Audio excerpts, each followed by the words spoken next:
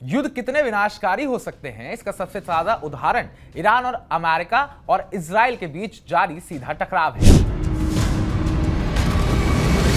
महज 3 हफ्ते यानी 21 दिनों के भीतर ही दुनिया की सबसे बड़ी सैन्य महाशक्ति अमेरिका को ऐसा आर्थिक घाटा हुआ है जिसने उसके अजेय होने के कई मिथक को तोड़ दिया है। द वॉल स्ट्रीट जर्नल की एक रिपोर्ट के मुताबिक अमेरिकी सैन्य संपत्तियों को अब तक करीब 12,600 से 26,100 करोड़ रुपयों का भारी भरकम नुकसान हो चुका है। नमस्कार, मैं उत्कर्ष प्रताप सिंह और आप देख रहे हैं TV9 भारतवर्ष। ईरान की बैलिस्टिक मिसाइलों और ड्रोन हमलों ने पश्चिमी एशिया में फैले अमेरिकी ठिकानों को जिस सटीकता से निशाना बनाया है, उससे स्पष्ट है कि यह जंग केवल वर्चस्व की नहीं बल्कि अर्थव्यवस्थाओं की कमर तोड़ने की भी है। रिपोर्ट के अनुसार इस तबाही को देखते हुए पेंटागन और व्हाइट हाउस से $200 अरब के अतिरिक्त बजट की मांग कर रहा है।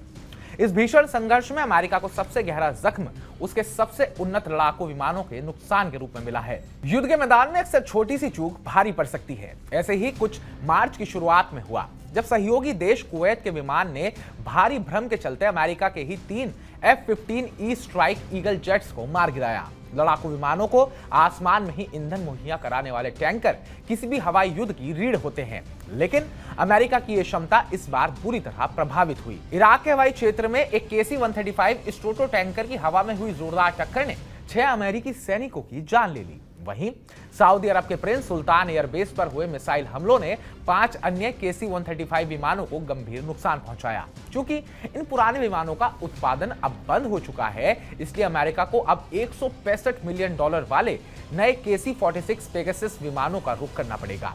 इसके अतिरिक्त अमेरिकी खुफिया निगरानी की आंख माने जाने वाले 1 दर्जन से अधिक MQ-9 रीपर ड्रोन भी नष्ट हो चुके हैं।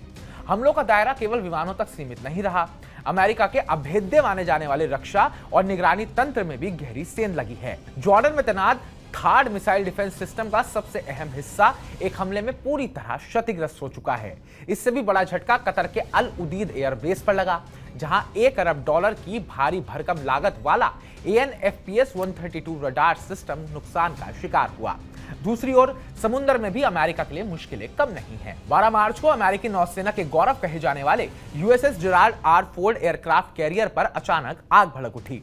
जहाज के कई हिस्सों को भारी नुकसान के बाद अब उसे ग्रीस के एक बंदरगाह पर मरम्मत के लिए खड़ा करना पड़ा है। यह पूरी तबाही तब सामने आई जब दोनों देशों के बीच पूर्ण पैमाने पर जमीनी युद्ध अभी शुरू भी नहीं हुआ है। सिर्फ कुछ हफ्तों के हवाई हमलों और ऑपरेशनल घटनाओं ने दुनिया की सबसे मजबूत सेना के बजट को हिलाकर रख दिया है। तो हमारी इस रिपोर्ट को लेकर आपका क्या कहना है? ये युद्ध अब आगे किस ओर बढ़ेगा, आपको क्या लगता है? कमेंट बॉक्स में कमेंट कर हमें जरूर बताइएगा। बाकी ताजा अपडेट्स पाने के लिए TV9 भारतवर्ष को सब्सक्राइब कीजिएगा।